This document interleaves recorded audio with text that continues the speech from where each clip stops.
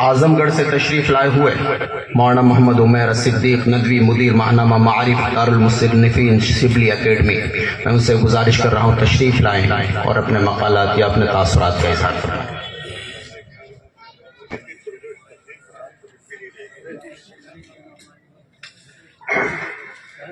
بسم اللہ الرحمن الرحیم، نحمدہ ونصلی علی رسولہ الکریم۔ حضرات، کچھ عجیب سے عالم میں ہوں کل سے۔ ابھی یہاں نام دیکھا کہ زیر صدارت ناکارہ کا نام، اور ایسے حضرات کی موجودگی میں جو صدر صدور ہی نہیں ہے بلکہ مصادر علم و فضل ہیں، وہ پہلی نشست تھی تو ان کی موجودگی میں تو ہم نے کہا یہ کیا ہے، تو اندازہ یہ ہوا کہ جو لا علمی ہے، دیکھیے اصل چیز جو ہے وہ ہمارا لا علم ہونا ہے۔ پہلی بات یہ ہے، کسی بھی خطے کے بارے میں اگر ہم نہیں جانتے ہیں اس کی تاریخ کو، تو اس تاریخ کا قصور نہیں ہے، بلکہ کہیں نہ کہیں ہماری لا علمی ہے۔ ہم نے یہ بات لکھی تھی کہ ایسا لگتا ہے کہ آپ رامپور پڑھیے، اب لکھنؤ پڑھیے، گلبرگہ پڑھیے، آپ مرشد آباد پڑھیے، آپ بھوپال پڑھیے، آرکاد کو پڑھیے، سارے ہندوستان کے علماء اور فضلاء کی تاریخیں مل جاتی ہیں۔ نہیں ملتی ہیں اگر تو یہ خطے میں بات ہے، یہ ایک حقیقت ہے، تو غصے ہونے کی بات نہیں ہے، یہ ایک حقیقت ہے۔ ہم سچ کہتے ہیں کہ آپ کی سادگی جو آپ نے یہاں بٹھا دی، آپ کو یہ مواتیوں کی سادگی کی جو بات کی جاتی ہے اس کا ایک نمونہ یہ بھی ہے کہ آپ نے ایک ایسے شخص کو بلایا، اور اس کے لیے ہم سب سے پہلے شکر گزار ہوں گے ہمارے عزیز نسیم میواتی صاحب کا، کہ انہوں نے ہم کو بتایا کہ بھائی آپ آئیے ذرا دیکھیے، اور ایک دو چیزیں بھیج دی۔ تو پہلی بار حقیقت یہ ہے کہ پہلی بار میوات کے اندر کیا کیا تھا اس کا ہلکا سے اندازہ ہوا۔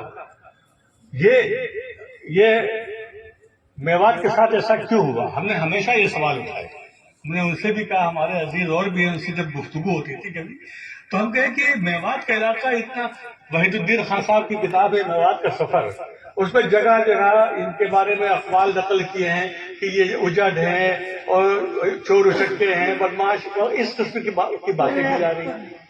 ایسا کیوں ہے؟ یہ جو کیوں سوال آیا، وہ سوال ہم نے یہ اٹھایا، اور ہم نے کہیں لکھا بھی ہے مضمون میں کہ دلی کی زیر سایہ، دلی جو تہذیب اور ہزارہ اور ثقافت کا سب سے بڑا مرکز، اس کے سائے میں چند میل کے فاصلے پر معلوم ہوا کہ ایک علاقہ اتنا بڑا علاقہ ہے، اور اس کا کہیں کوئی تہذیب کا کوئی منظر ہے، نہ کسی ثقافت کا منظر ہے، نہ علم دکھائی دیتا ہے۔ یہ کیوں ایسا ہوا؟ ایسا ہوا کیوں؟ ذرا سے راستہ بدل دیجئے تو بدایوں ہوتے ہوئے چلے جائیے تو وہاں ایک سے ایک علماء فضلاء اور ان کے پاس جاگیریں اور یہ وہ، پھر مشائخ کا ایک سلسلہ، وہ سب کے سب دربار سے وابستہ، سب کے سب جو ہیں وہ مغل دربار سے وابستگی ان کی دکھاتی ہے کہ ان کا طرز عمل کیا تھا، اور میواتیوں کا دور رہنا بلکہ ان کے اوپر جبر اور ظلم کا ہونا، اس کی وجہ کیا ہے؟ اشخاص کی تو یاد کرنا ایک الگ چیز ہے، لیکن کسی قوم کے ساتھ کیا ہوا، اور وہ ایسی قوم جس کی جوانمردی، جس کی جفاکشی، جس کی مروت، جس کی سادگی، جس کی یہ ایک عجیب چیز ہے کہ ہم شیر ہیں، ہمارے سامنے دوسرے مچھر ہیں، یہ کہنے کی جرت کس قوم میں تھی؟ کبھی کسی کے محکوم نہ رہنے والی یہ وہ عادت تھی کہ جس کی وجہ سے دوسروں نے فائدے اٹھائے اور اس قوم کو الگ رکھا گیا۔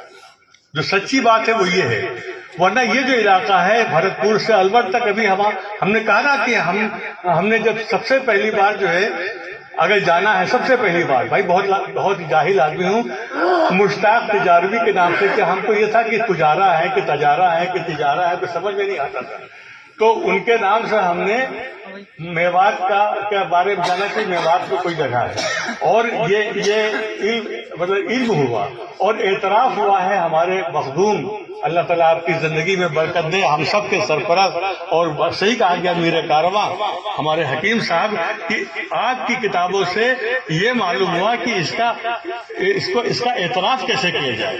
وہاں علم کی بات تھی، یہاں اعتراف کی بات تھی، تب پتا چلا کہ الور سے لے کے یہاں تک کیسے کیسے لوگ، کیسے کیسے خاندان. پھر جب یہاں آنے کی بات ہوئی تو ہم نے کہا کچھ پڑھیں، تو تذکرہ صوفیاء میوات دیکھا. خوشی کی بات یہ ہے کہ وہ ایک ندوی القلم کے ذریعے سے اتنی بڑی کتاب سامنے آئی. اس کی تحقیقی کیا حیثیت ہے وہ ہم نہیں کہیں گے، لیکن یہ کہ پہلی بار ایک منظم کوشش ہوئی کہ صوفیاء میوات کے نام سے علماء میوات یا مشائخ میوات کا ایک ذکر سامنے آیا. بہت پہلے کی بات ہے یہ. اس کے بعد ہم نے حضرت مولانا علی میاں صاحب کا ایک قول دیکھا کہ صاحب وہ قوم ہے جس نے 1000 سال تک جو ہے اپنے آپ کو اسلام کے ساتھ جو مربوط رکھا، انتہائی مشکل حالات میں. اس کے بعد اندازہ ہوا کہ بھائی جانو یہ ہے کون سی قوم. ورنہ صحیح بات یہ ہے کہ صرف تبلیغ کے کام کی وجہ سے کبھی کبھی میوات کا نام آئے کانوں میں، یا پھر جو آج کل کا جو میڈیا ہے یہ کہ یہاں کے کچھ خبروں کے ذریعے سے معلوم ہوتا تھا. ورنہ باہر کی دنیا آج بھی ان دو کے علاوہ تیسرا کوئی ذریعہ نہیں ہے میوات کو سمجھنے کا. کل جو ہم یہاں پر ہم کو ذرا سے چلنے پھرنے کا موقع ملا تو دل چاہ رہا تھا کہ قدم قدم پر سجدے کریں. یہاں شہیدوں کے خون کی بو محسوس ہو رہی تھی، ان کی خوشبو آ رہی تھی کہ ان لوگوں نے اراولی پہاڑیوں کے درمیان رہ کر اور خاردار جھاڑیوں کے درمیان رہ کر، اور جو غیر اصیل زرعین جو اگر کوئی زمین ہو سکتی ہے تو یہ تھی، اس کے درمیان رہ کر انہوں نے، اور دشمنوں کے درمیان رہ کے، روز ازل سے جیسے دشمن یہاں پر موجود تھے ان کے درمیان رہ کے جس طریقے سے ہم نے عقیدے کی اور اپنے ایمان کی حفاظت کی ہے، اس کا نتیجہ تو ہونا ہی تھا کہ تبلیغ جیسی تحریک سامنے آئے. اور مولانا عبدالسبحان صاحب، حالانکہ ان کو وہ ماحول کہیں نہ کہیں یہاں ملا ہوگا، تب مولانا عبدالسبحان صاحب ہوئے، جن کے بارے میں ہم نے لکھا، آپ نے دوہرا بھی دیا بہت سی باتوں کو، کہ وہ علم کی مشین. یعنی مولانا الیاس صاحب کے بارے میں کہا جاتا ہے کہ بہت کم بولتے تھے، بہت چھوٹے چھوٹے جملے بولتے تھے.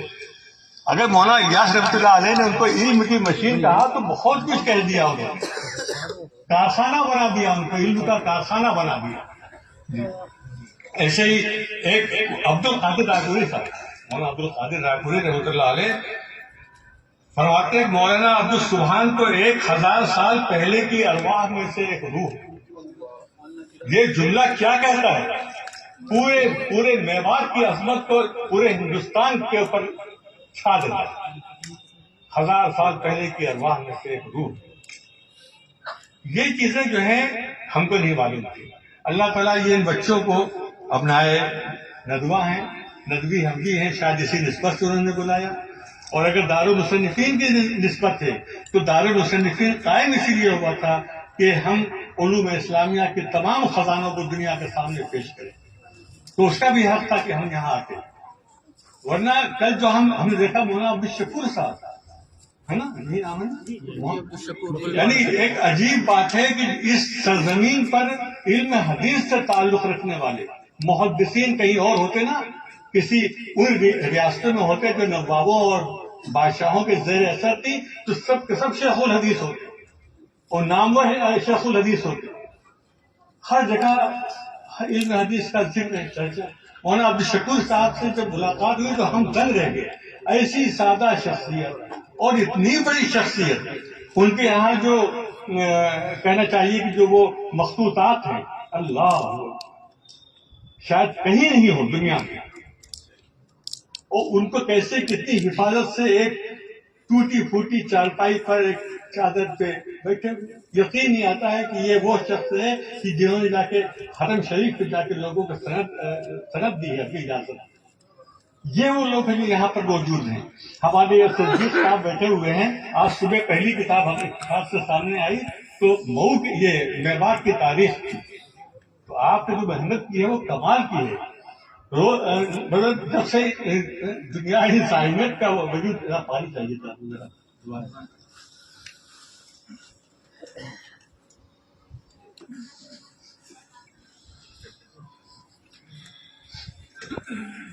اس کے اولین جو نقوش ہیں ان کو تلاش کیا ہے ہندی سنسکرت مصادر سے، اور میوات پہ انہوں نے بین الاقوامی اس کی جو شناخت بتائی ہے، میل ہے، میر ہے، پتہ نہیں کیا کیا. ہم نے کہا یا اللہ یہ شخص معلوم ہے کہ آپ یہیں پر موجود ہیں. تو لوگوں نے محنت تو کی ہے، لیکن اس محنت کا فیض جو ہے عام نہیں ہوا. کسی نے بہت ہی تلخ لہجے میں اور بڑے پرسوز انداز میں کہا کہ آج بھی علماء میوات کا نہ دیوبند میں کوئی دخل ہے، نہ ندوے میں دخل ہے، نہ کسی بھی بڑے سے بڑے. حکیم صاحب کی شخصیت بالکل الگ ہے، وہ بالکل ایک استثناء ہے، وہ استثناء ہے بالکل. یہ کیوں ایسا امتیاز کرتا ہے؟ یہ سوال ہم کو جو ہے جب ہم پڑھیں، دیکھیں، سوچیں تو ہم کو سوال قائم کرنے چاہیے، بجائے اس کے کہ ہم قصیدوں میں لگ جائیں، ہم یہ ہم وہ یا فلاں یہ فلاں یہ فلاں یہ. سوالات کیوں نہیں قائم کیے گئے؟ اتنی 100 میل اور 70 میل کے حدود میں یہ ایک پہاڑیوں کے درمیان کتنی سخت زندگی. یہاں سے دریا بھی کنارہ کر کے نکل گئے پنجاب کی طرف. وہ پہاڑیاں بھی وہ ملی جو الور کی پہاڑیاں ہیں، جو کالی پہاڑیاں. آپ نے لکھا ہے کہ اس کے معنی ہے کالی پہاڑیاں. یا تو ہم نے مکہ مکرمہ میں دیکھا ہے اس قسم کی پہاڑیوں کو جو کالی ہو اور ایک بھی خاص نہ ہو، یا یہاں پر دکھائی دے رہی ہے. یہ سب کیا چیزیں ہیں بھائی؟ یہ بتاتے ہیں کہ آپ کا انتخاب جو ہے قدرت نے ہندوستان کے لیے کچھ عجیبی شکل میں کیا تھا. ایسی خودداری، ایسا استغنا. کھانوں کے اندر بھی جو انداز ہے، اب کل ایک کھانا کھایا شکرانہ، کمال کی چیز ہے. وہ بھی ہم نے پہلی بار دیکھا کہ ہم آج کے دور میں جو ہے گھی اس طریقے سے اس کو اگیلا جاتا ہے. یہ جو خصوصیات ہیں، یہ خصوصیات کسی قوم کی پہچان ہو جاتی ہیں. جہاں کے اہل علم میں بھی یہی چیزیں ہیں اور جہاں کے عام آدمی میں بھی. اور خوشی اس بات کی ہوئی کہ دینی علوم کے ساتھ ساتھ الحمدللہ عصری علوم کی طرف بھی یہاں کے بچے بہت آگے بڑھ رہے ہیں. یہ میوات ہم نے کہا، آپ نے ہمارے فیصل صاحب سے کہ ایک بار بھٹکل میں تھے تو ہم نے کہا لگتا ہے کہ یہاں کی فضا کو دیکھ کے کہ اسلام کی نشت ثانیہ جو ہے اس کا آغاز بھٹکل سے ہوگا ہندوستان میں. کل ہم نے کہا کہ شکرانہ کھانے کے بعد ہم نے کہا لگتا یہ ہے کہ اسلام کی جو نشت ثانیہ ہے اس کا آغاز کہیں نہ کہیں میوات سے. یہ وہ زمین ہے جو بالکل خام ہے، ابھی تک خام ہے. مولانا اسحاق صاحب کی شخصیت، اللہ اکبر، ایسی شخصیت جس نے مدینہ منورہ کے یا مکے کی وادیوں میں، حجاز کی وادیوں میں میوات کو دیکھ لیا. کیا یعنی حب وطن بھی ہے اور حب دین بھی ہے اور عقیدے کی صلابت بھی ہے. اور بزرگوں سے وہاں پر دیکھا تو کہہ رہے کہ ہم نے کہا پوچھے کہ یہ میوات کیسے آ گیا یہاں پر حجاز میں؟ تو فوراً یاد آیا کہ حضرت نے چلتے ہوئے ہدایت کی تھی کہ کہیں جاؤ تو وہاں کے بارے میں مقامی طور سے کھودو پوریدو نہیں، تو چپ ہو گئے. یہ چیز جو ہوتی ہے، یہ چیز جو ہے میواتیوں کو سب سے الگ کر رہی ہے. کوئی تکلف نہیں، کوئی بناوٹ نہیں، کوئی تصنع نہیں، جو ہے وہ ہے، سچائی کے ساتھ ہے. اور جہاں سچائی ہوگی، اور جس کا ابھی ایک ذرا سا ہلکا سے نمونہ دیکھنے میں آیا ہے تو بتایا اس نے کہ زندہ قوم ہوتی کیا ہے. عبدالسبحان صاحب ایسے نہیں پیدا ہو گئے تھے اس کے اندر، اور یہ مولانا عبدالشکور صاحب جیسی، یعنی کوئی سوچ ہی نہیں سکتا ہے کہ یہ اتنی بڑی شخصیت. اور ایسی کتنی شخصیتیں یہاں پر. ہم لوگ تو زیادہ تر لوگ تو وہ ہیں جو آج تو میڈیا کا زمانہ ہے اور اس کا ابلاغ کا زمانہ ہے، اپنا اظہار ہونا ضروری ہو گیا. ہم نے یہ کیا، ہم نے وہ کیا، ایسے کیا. لیکن نہیں، یہ وہ لوگ تھے جنہوں نے اسلام کی اصل روح کو سمجھا. جو بکریاں چراتے ہوئے، جو بیل کھاتے ہوئے، جو ببول کے جھاڑیوں سے گزرتے ہوئے، جو ان کے جو چولہے ہیں آج بھی بتاتے ہیں کہ بولا میں کیسے چولہے رہے ہوں. یہ ساری چیزیں ہیں، یہ ناز کرنے کی چیزیں ہیں. اور یہ بچے جو ہیں جو ابنائے ندوہ ہیں، یہ واقعی دل سے مبارکباد کے مستحق ہیں. اور ہم کو فخر ہوتا ہے کبھی کبھی کہ ندوہ جس مقصد کو لے کے اٹھا تھا وہ یہ تھا کہ اشاعت اسلام ہو، مدافعات اسلام ہو اور رفع نزاعات باہمی ہو.